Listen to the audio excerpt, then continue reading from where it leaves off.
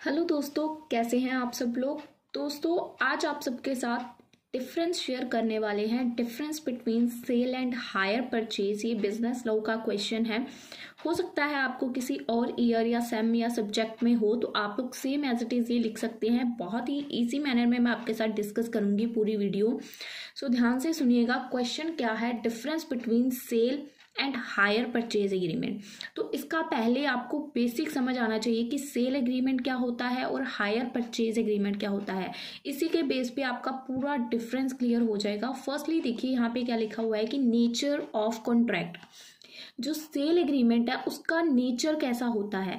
Cell is an executed contract in which ownership is transfer from seller to buyer. जो sale है, हमारा cell agreement है, वो एक एग्जीक्यूटेड कॉन्ट्रैक्ट यानी कि ऑन द काउंटर कॉन्ट्रैक्ट होता है, जिसमें आपने पैसे दिए और उसी टाइम पे आप उस चीज के ओनर बन गए। ठीक है ना। तो in which ownership is transfer from seller to buyer, तो उसी समय इसमें आपको ओनरशिप जो है मिल जाती है। इसका नेचर इस टाइप का होता है। But in hire purchase agreement में क्या होता है कि आपकी वो चीज जब तक आप उसकी लास्ट पेमेंट, क्योंकि हायर परचेज में क्या होता है, आप उस चीज को इंस्टॉलमेंट्स में बाय करते हो।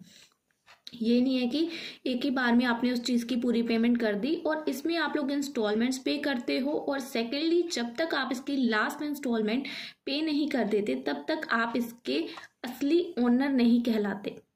ठीक है जी। तो दोनों में आई थिंक आपको डिफरेंस क्लियर है। यहाँ देखिए क्या लिखा है, in hire purchase agreement it become the property of buyer only after a certain agree number of installment is paid. जब तक उसने कुछ जो इंस्टॉलमेंट्स है उसने बोला था, एग्री किया था कि वो पे करेगा, जब तक वो सर्टेन नंबर ऑफ इंस्टॉलमेंट्स को पे नहीं कर देता तब तक वो उस चीज़ का ओनर नहीं कहलाएगा। ठीक है जी। बेसिक डिफरेंस क्लियर है। इसमें ऑन द काउंटर आप उस चीज़ के ओनर बन जाते हो, बट इसमें जब तक आप लास्ट इंस्टॉलमेंट पे नहीं करते ओनर नहीं कहलाते।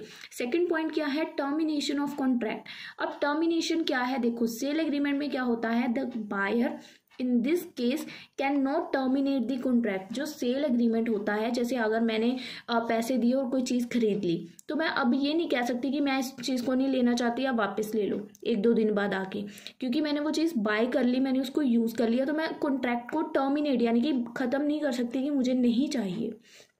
पर हायर परचेज एग्रीमेंट में क्या होता है, जब तक मैंने उसकी लास्ट इंस्टॉलमेंट पे ही नहीं की, मैं तो उसकी ओनर बनी ही नहीं, तो मेरे पास ये राइट होता है कि मैं उस कॉन्ट्रैक्ट को ख़त्म कर सकती हूँ और उसको बोल सकती हूँ कि मुझे ये चीज़ अब नहीं चाहिए, तो मैं इसकी बाकी के इंस्टॉलमेंट्स अब पे नहीं करूँगी।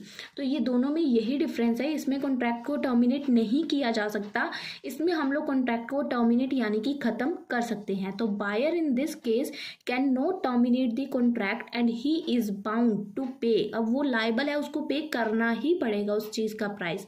पर हायर परचेज में क्या होता है, the hire purchase is a liberty to terminate. उसके पास ये राइट है कि वो कॉन्ट्रैक्ट को टर्मिनेट कर सकता है एट एनी स्टेज। जब भी उसको लगे कि उसको ये चीज़ नहीं चाहिए तो वो उसको कॉन्ट्रैक्ट को कैंसिल कर सकता है, और उसको कोई फोर्स भी नहीं कर सकता कि वो पेमेंट करे। Can not be force to pay remaining installment, कि भाई तुझे इंस्टॉलमेंट्स पे करनी पड़ेंगी, ऐसा कोई इसको फोर्स नहीं कर सकता। उसकी अपनी मर्जी है उसको स्टे करना है कॉन्ट्रैक्ट में या नहीं करना है। नेक्स्ट थर्ड क्या है, गवर्निंग एक्ट। जो हमारा सेल एग्रीमेंट है वो सेल्स ऑफ गुड एक्ट 1930 के अंदर रजिस्टर्ड है, और जो हमारा हायर परचेज एक्ट है वो हायर परचेज एक्ट 1972 के अंदर रजिस्टर्ड है। ये तो आपको लर्न ही करना पड़ेगा। अब इसके अंदर जो ट्रांसफ़र है प्रॉपर्टी या उसकी ओनरशिप कैसे ट्रांसफर होती है। सेल अगर आप लोग ऑन द काउंटर कर रहे हो तो आपने पैसे दिए, ओनर आप बन गए इमीडिएटली। बट हायर परचेज में क्या होता है, जब तक आप उसकी लास्ट इंस्टॉलमेंट पे नहीं कर सकते तब तक आप उसके ओनर नहीं कहलाते। तो वही लिखा हुआ on the payment of last installment. Number 5th point क्या है, पोजीशन। बायर की क्या पोजीशन रहती है, the buyer position is that of the owner. इसमें बायर की क्या पोजीशन है, जैसे उसने पैसे दिए वो उस चीज़ का ओनर बन गया। पर हायर परचेज में जो बाय कर रहा है यानी कि हायर पे चीज़ ले रहा है, क्या वो उसी टाइम ओनर बन जाता है, नहीं बनता। तो उस इंसान को हम क्या कहते हैं, उसको कहते हैं हम बेली। ठीक है। इसके ऊपर आगे जाके आपको और भी चैप्टर्स में देखने को मिलेगा। तो इस बंदे को कहते हैं बेली। जब तक वो फाइनल इंस्टॉलमेंट पे नहीं कर देता तब तक वो बेली कहलाएगा। जिस दिन वो फाइनल इंस्टॉलमेंट पे कर देगा उस दिन वो ओनर बन जाएगा। तो hire purchaser position in that of the bailee, इसमें बेली होता है, that till he pays the final installment, जो उसकी फाइनल इंस्टॉलमेंट ड्यू है जब तक वो पे नहीं कर देता तब तक वो बेली कहलाएगा। पेमेंट, सेल में आपको लमसम ऑलमोस्ट पेमेंट करनी होती है, बट इन हायर परचेज आप लोग इंस्टॉलमेंट्स में पे करते हो, थोड़ा थोड़ा अमाउंट करके पे करते हो, सो उस पे होता है। नेक्स्ट क्या है, इंसॉल्वेंसी। इंसॉल्वेंट क्या होता है पहले आपको ये पता होना चाहिए। इंसॉल्वेंट होता है बैंकक्रप्ट हो जाना, प्रॉफिट नहीं जनरेट करना, या कह सकते हैं आपके पास पैसे नहीं है, ठीक है। तो अगर इन सेल केस है, अब आप कोई चीज सेल कर रहे हो, if the buyer become installment, अब जो बंदा चीज बाय कर रहा है वो इंस्टॉलमेंट हो गया, उसके पास पैसे नहीं है, तो जो सेलर है उसको रिस्क बेयर करना पड़ेगा, क्योंकि जो सेल कर रहा है, अब बायर के पास तो पैसे हैं नहीं, सेलर ने उस चीज को यूज भी कर लिया, तो अब बायर जो सेलर है उसको रिस्क बेयर करना पड़ेगा। But in case hire purchase के केस में क्या होता है, अगर परचेजर जो है वो बैंकक्रप्ट हो जाता है, उसके पास पैसे नहीं है, तो सेलर के पास ऑप्शन है कि वो एसेट को आगे किसी और को सेल कर सकता है, क्योंकि जिसने परचेज किया था वो जब तक पेमेंट नहीं करता तब तक वो बायर तो नहीं, ओनर तो नहीं बनेगा ना, ओनर तो सेलर ही रहेगा। तो सेलर उसको आगे रिपोसेस यानी कि रीसेल कर सकता है, बट इन दैट केस ये जो रिस्क है वो सारा सेलर के सिर पे चला जाएगा, क्योंकि वो उसको रीसेल नहीं कर सकता, क्योंकि ओनर तो बायर है, ठीक है। नेक्स्ट क्या है, रीसेल का पॉइंट है अगला।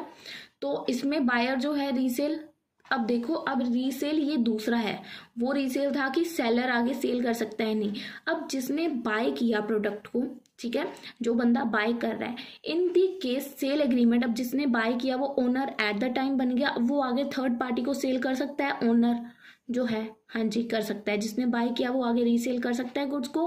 बट इन हायर परचेज जब तक आप लास्ट इंस्टॉलमेंट पे नहीं करते आप ओनर तो बनते ही नहीं। तो जब आपने कोई चीज़ हायर पे ली हुई है, आप खुद रेंट पे कर रहे हो, तो आप उसको किसी थर्ड पार्टी को कैसे सेल कर सकते हो। तो इसके अंदर हायर परचेजर के पास ऐसी कोई राइट्स नहीं होते कि वो उसको आगे थर्ड पर्सन को सेल कर सके जब तक वो उसकी लास्ट इंस्टॉलमेंट पे नहीं कर देता, ठीक है। इसके अंदर जो है रिपेयर ऑफ गुड्स है, सेल एग्रीमेंट के अंदर जो भी बायर होगा वही उसके रिपेयर्स कराएगा, बट हायर परचेज के अंदर जो हमें रेंट पे चीज़ दे रहा है यानी कि हायर वेंडर वही कराएगा, जिसने रेंट पे लिया वो उसको रिपेयर नहीं करवाएगा। जब क्योंकि मैं तो ओनर बनी नहीं जब तक लास्ट इंस्टॉलमेंट पे नहीं करती, मैं क्यों उसको रिपेयर करवाऊँ, आप ओनर हो, आप रिपेयर करवा के दो। नेक्स्ट क्या है, transfer of title to the third party. अब जो हमारी चीज़ है उसका हम लोग टाइटल जो है थर्ड पार्टी को ट्रांसफर कर रहे हैं, तो ownership is transferred, the buyer can transfer a good title. अब देखो सेल एग्रीमेंट में क्या होता है, ownership at the time transfer हो जाती है, तो हम उसका टाइटल कभी भी किसी को भी ट्रांसफर कर सकते हैं, है ना। बट हायर परचेज में क्या ओनरशिप ट्रांसफर होती है, तो वही लिखा हुआ है, ownership is not transfer the hire purchase, तो can not transfer a title, तो इसमें वो टाइटल को ट्रांसफर नहीं कर सकता है। So that's all about today's video. बिल्कुल छोटा सा टॉपिक था, स्मॉल सा निक्कू सा, कि सेल और हायर परचेज में बेसिक डिफरेंस क्या है। आई होप आप सबको ये क्लियर हुआ है। और भी ऐसी वीडियोस लाने की कोशिश करेंगे, सो प्लीज़ कमेंट सेक्शन में ज़रूर बताइएगा कि कैसा टॉपिक, कौन सा टॉपिक, कौन से सेम का, कौन सी बुक का, जो भी आपके पास नॉलेज है उस टॉपिक की प्लीज़ शेयर करें, सो दैट उसके ऊपर हम आपके लिए जल्दी से जल्दी वीडियो लेके आ सकें। और इस वीडियो के नोट्स अगर आपको चाहिए तो मैं डिस्क्रिप्शन में डाल दूंगी, सो दैट आप लोग वहाँ से इजीली इसको ले सकें। सो मिलते हैं फ्रेंड्स आपको अपनी अगली वीडियो में, तब तक के लिए गुड बाय।